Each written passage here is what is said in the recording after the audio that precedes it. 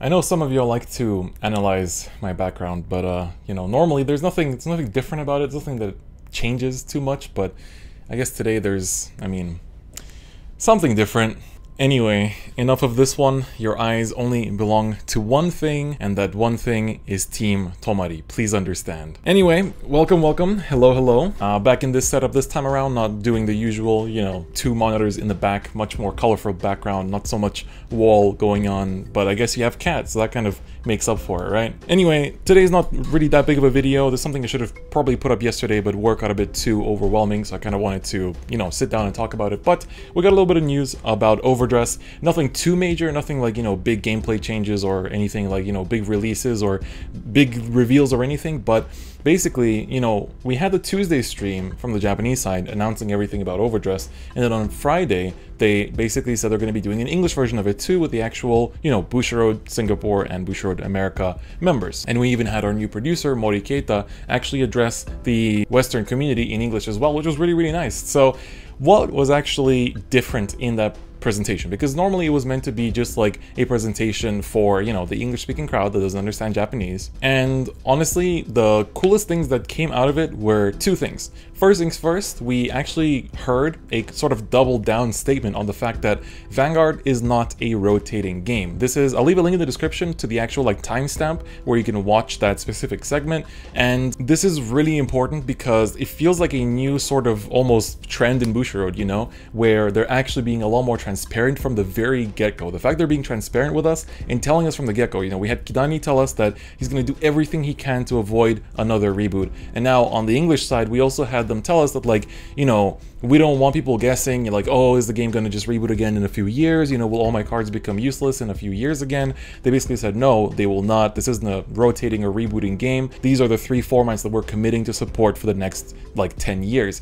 And the fact that they keep emphasizing these, like, next 10 years really tells me that they probably actually do have a plan to go for 10 years. So that was the first big thing. I think that is really important in sort of like further amplifying the really positive vibes in the community right now. Again, it really feels like this is the most hype period in the community that has ever happened. Like, I've played this game since the start and it really feels like this has been the peak, like more so than when G was coming out, more so than anything or any other announcement really. However, the other really important thing that was announced in the English stream was, of course, not only just the English schedule, but as you'll notice in the bottom right corner, on the August release slot, we have premium product TBD. So this, of course, you know, we can see the general English release schedule. So of course we're still getting Bang Dream in March, getting the Clan Selection Volume 2 in April, and then in May we have the starter decks as well as the booster set, and then in June we get Festival Collection. I think that's a typo with the V logo. I think Festival Collection is supposed to be with the D logo, as is the Japanese one. Then booster back for the D Series Volume 2 in July, and then August is our premium product. So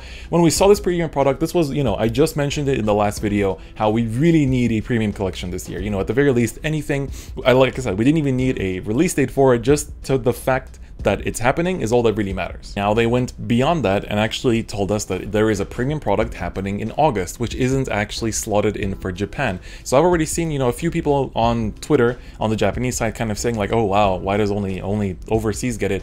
But you know, people, I woke up at like 6:30 that day, opened Twitter, and I saw premium product and I was like, oh, premium collection, oh my god. And you know, that was like my first reaction, as is many other people's. However, something tells me that they're probably not going to make premium collection be an English exclusive thing, because they did also mention that this is an English exclusive product. So I feel like this isn't going to be our premium collection, simply because it feels weird to make it exclusive in a way, because there are plenty of people in Japan that also enjoy premium, so it's kind of weird to start splitting things on that end as well. And so I think, honestly, if you remember, if you've been around for long enough, English has had exclusive releases plenty of times. You know, we've had revival collections, both times were English exclusive, with English exclusive SPs and things like that, and you know, those like foilings that don't exist in any other language.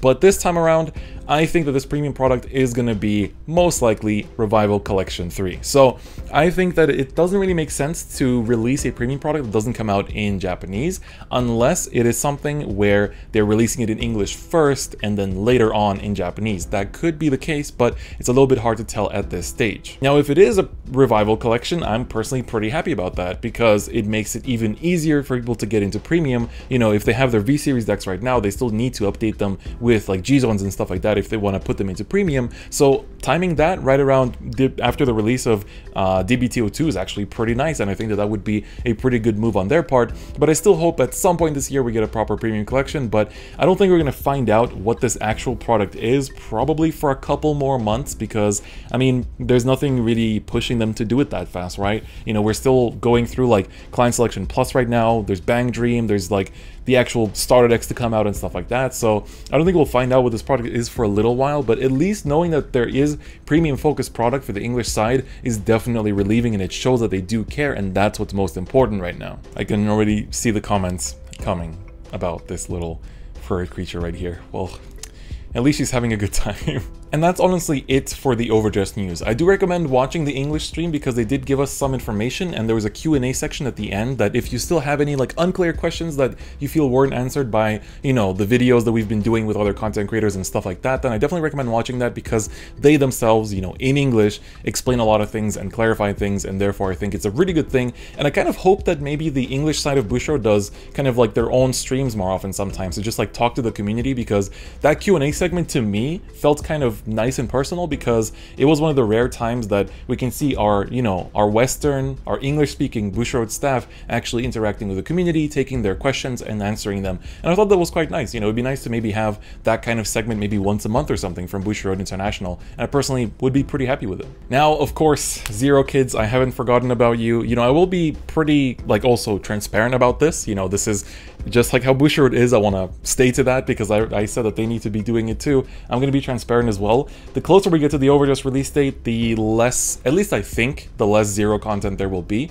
Especially because, like, some sets coming up I'm just not that hyped about. There's not that many things in them that I'm looking forward to, and I'm still going to stream Zero pretty regularly because it's a very nice stream game, let's just put it that way, and it's still a great game overall. But I'm definitely, like, this channel is for the TCG. It was created for the TCG. The thing that keeps me going is a TCG. As much as I love Zero, the actual card game is my main focus. It is my priority. It's always been that way. It's just that last year the actual TCG was, you know, in not the prettiest of spots, and that's why I focused so much on Zero. But this year it's probably going to be going back to normal, and so for those of you that are more TCG, you know, interested in not so much Zero, then, you know, it's going to be better for you. But for the Zero folks, you know, I'm afraid that there will be less content, and I just want to be clear about that from the very start. But there still will be, you know, still be doing deck and fights for the decks that I own, still going to be doing, like, you know, the tier list every now and again, the set reviews and stuff like that. The sort of staple content that you're already used to seeing, and like the pack openings and stuff, that will still be happening. It's just that I won't be kind of like going out of my way too much to like cover everything as I did in the previous months. But anyway, we do have to talk about the big announcement, which was set 15. So set 15 is coming, and finally we're getting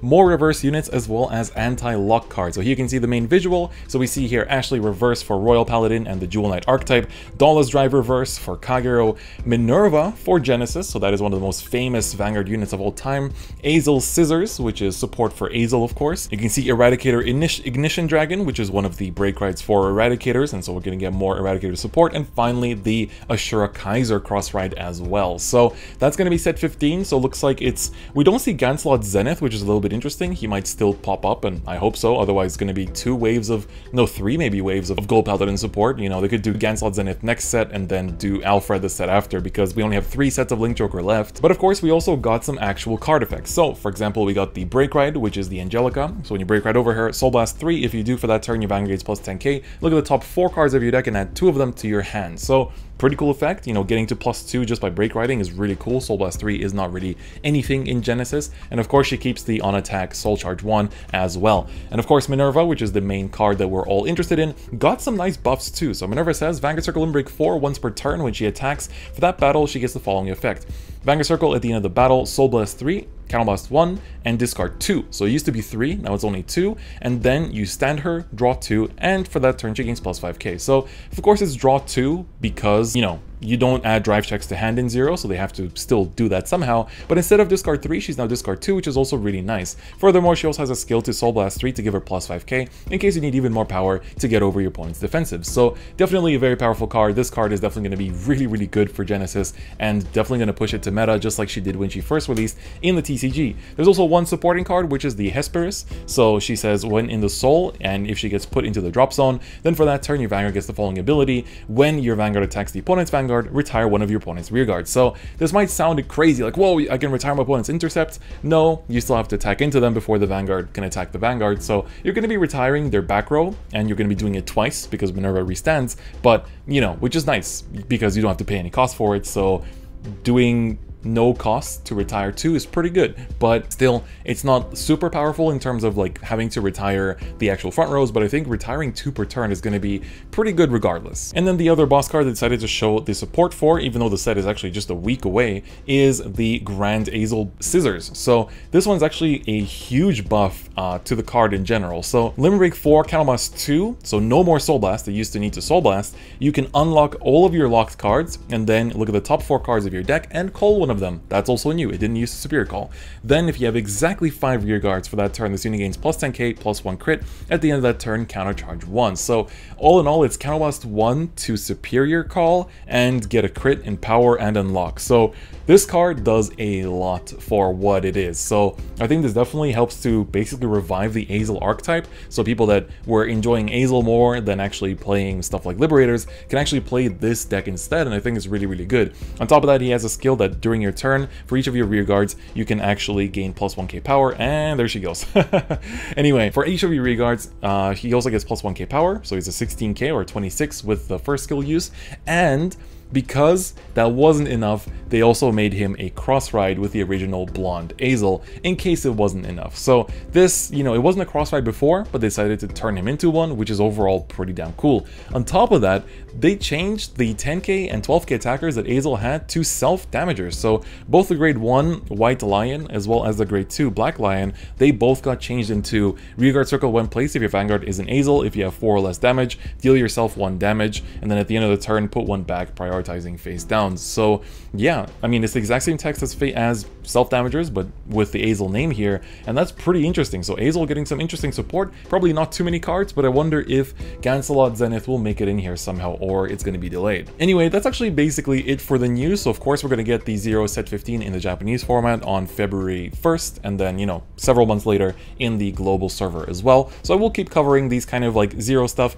I did record a video of the Neo Nectar event as soon as it came out, but because of all the overdress hype, I've had to delay it. So that'll come out tomorrow because, I mean, there's no other big overdress announcements. We're going to still continue with the DifferentFights and the other regular content that I have scheduled for Zero JP as well for this set, but some of it might leak into the next month purely because I'm not building much from this next set. Like, basically it's going to be Jewel Knights and maybe Minerva and probably Eradicators and maybe Azel. We're gonna see. So definitely Jewel Knights, but everything else is kind of a question mark, and it's gonna depend on my packs. But on that note though, that's basically gonna be it for me today. So hopefully you guys enjoyed today's video. Let me know what you thought, especially about the fact that, you know, Bushiroad is being really, really transparent with us right now, and the fact that we're getting premium product, which I'm really excited about. So on that note though, finally, that's gonna be it for me today, and I'll see you guys next time. Bye bye.